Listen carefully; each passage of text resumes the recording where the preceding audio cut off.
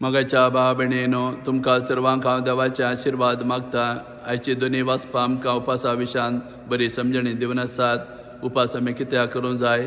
देवाक आमचे तान कसलो उपास मानवता? उपास आमी करून आमी जिवितान कसली बदलावण आमी हाडूं जाय ह्या विशयांत आमकां कळीत करना आसा. वय शास्त्री फारेजे उपास करतले लोकांक दाखोवचे खातीर, आमी भाग्यवंत म्हणून लोकांक सांगचे खातीर. देवाचो मोग वा पेल्याचो मोग तांच्या जिवितांत कांयच नासलो.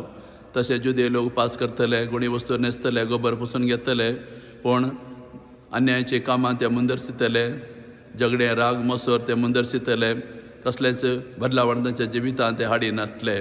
त्या देखूनच देव तांकां सांगून आसा, जर तर तुमी गोबर पुसून घेतात, गुणी वस्तू न्हेसतात, तुमी जिवितांत कसली बदलावण हाडिनात, तसलो उपास म्हाका मानवना. तसलो उपास व्यर्थ. म्हाका मानवता तो उपास दुसऱ्याच तराचो. जर तुमची भाव भयणी कश्टांत आसात, तांकां वचून बुजयात. ती बुकेलात तांदेलात, तांकां तुमचें खाण वांटून दियात. तांकां आसरो ना जाल्यार आसरो दियात. विणगी आसल्यार तांकां न्हेसूंक दियात. तुमच्या कुटुंबांच्यांक, तुमच्या शैरादारांच्या गरजांत पावात.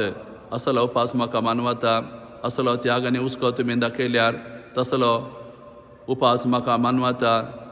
त्या दळ हांव तुमच्या आशिर्वादांनी भरतलो, तुमचेर उजवाड फांकयतलो. तुमी म्हाका उलो मारा, हांव तुमकां जवाब दितलो. तुमी म्हाका आपया, हांव हांगा आसा म्हणून तुमकां सांगतलो म्हणून सांगून आसा.